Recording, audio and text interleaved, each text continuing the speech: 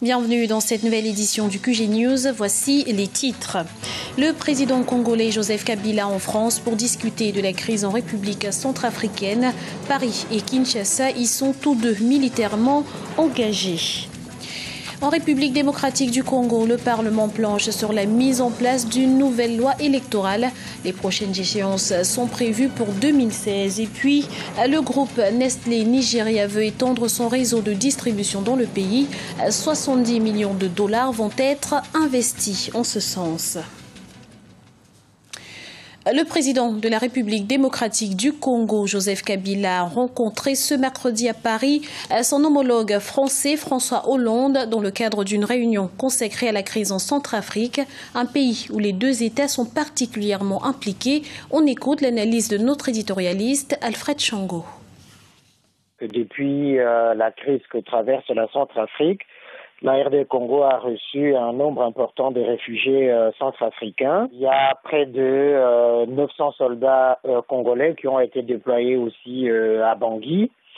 Et que donc aujourd'hui, il s'agit de faire le point entre les acteurs militaires qui sont sur le terrain en Centrafrique, la France avec Sangaris et puis la RD Congo avec ses troupes. Donc il s'agit de faire le point d'une part sur cela et d'autre part de réfléchir encore davantage sur la manière de stabilisation de la Centrafrique et de la sécurité en Centrafrique, puisque la situation reste très volatile, très fragile.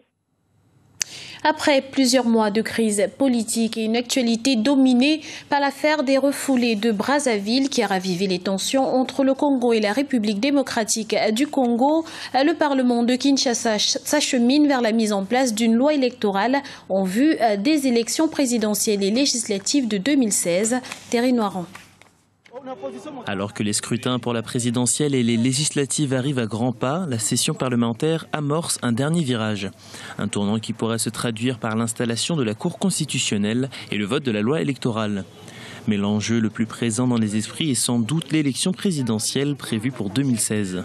Le cap aujourd'hui est mis sur les élections qui doivent prendre fin en 2016, en décembre 2016. Les élections donc présidentielles et législatives. Des élections qui ont également pour but de remettre de l'ordre dans les institutions congolaises qui, après plusieurs mois de tension, sont devenues instables.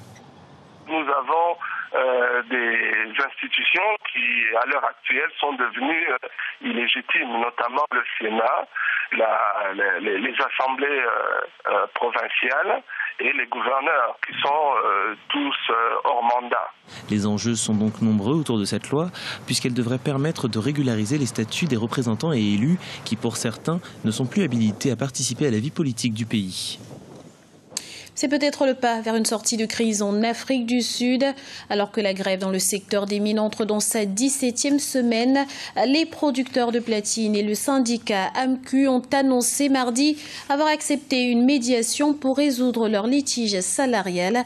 Cette médiation qui sera assurée par le tribunal du travail pendant une période de 3 jours maximum débute ce mercredi.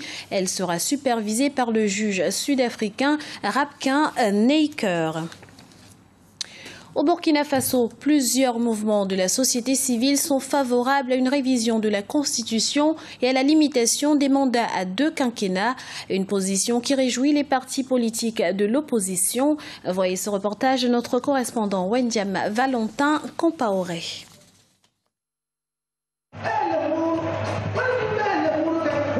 La crise sociopolitique que traverse le Burkina Faso divise la classe politique.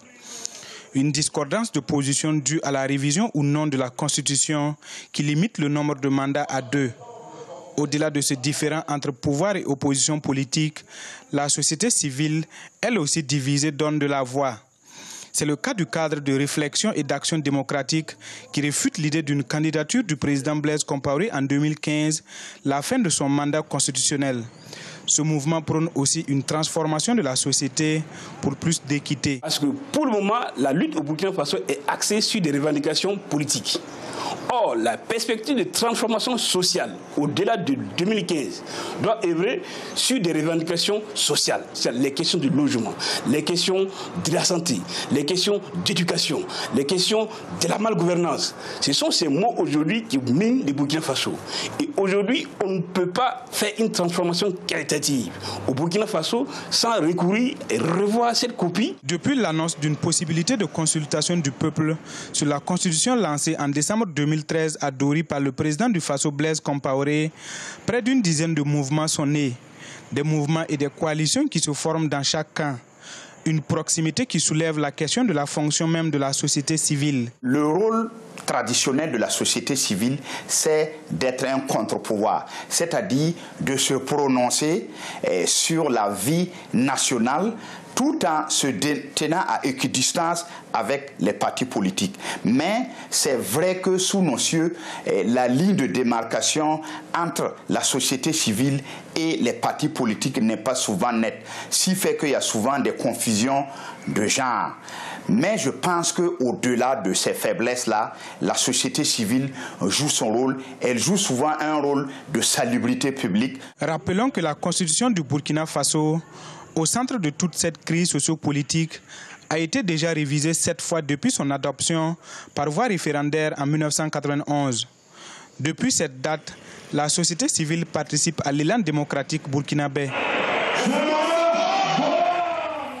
Le groupe Nestlé veut développer ses activités au Nigeria et pour ce faire, la compagnie prévoit d'investir 70 millions de dollars, un investissement qui devrait également permettre au groupe d'élargir son réseau de distribution sur l'ensemble du territoire nigérian. Aminata Diak. 70 millions de dollars, c'est le montant que le groupe Nestlé prévoit d'investir dans son unité du Nigeria. Nestlé Nigeria a été fondé en 1961. Le site est basé à Lagos et s'est spécialisé dans l'alimentation et les boissons qu'il distribue dans le pays et vers d'autres zones de l'Afrique. Pour le directeur Darnesh Gordon, la compagnie aurait investi 400 millions de dollars au cours des 6 dernières années et prévoit d'étendre son réseau de distribution en s'appuyant notamment sur les commerces de proximité. Pendant de nombreuses années, nous avons réussi à asseoir une structure de vente formidable et un accès au marché.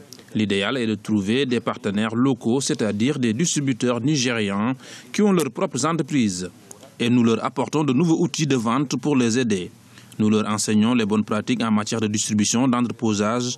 Notre démarche consiste donc à chercher des partenaires appropriés qui peuvent nous aider à fournir les produits aux consommateurs d'une façon plus efficace. Cependant, le coût élevé de certains produits constitue un frein à l'achat. Nestlé Nigeria compte ainsi proposer des prix plus compétitifs pour attirer de nouveaux consommateurs et retenir les clients ordinaires. Prenez les défis auxquels chaque entreprise est confrontée. Il est question de coûts d'exploitation et d'efficacité, d'être plus avisé sur la manière de se procurer les matières premières. La stratégie consiste à être plus efficace dans le secteur manufacturier. Nous croyons que les consommateurs recherchent de la valeur et l'un des moyens dont nous disposons, c'est de faire baisser les coûts et nous pouvons offrir aux consommateurs des prix plus compétitifs. Pour atteindre son objectif, Nestlé Nigeria entend tripler ses ventes annuelles de 2,2 milliards de dollars au cours des 10 prochaines années. La compagnie prévoit également de doubler sa capacité d'embouteillage d'eau afin de répondre à la demande croissante dans le nord du pays. C'était le journal de la rédaction. Merci pour votre fidélité. Dans un instant, une nouvelle édition du QG News sur Africa 24.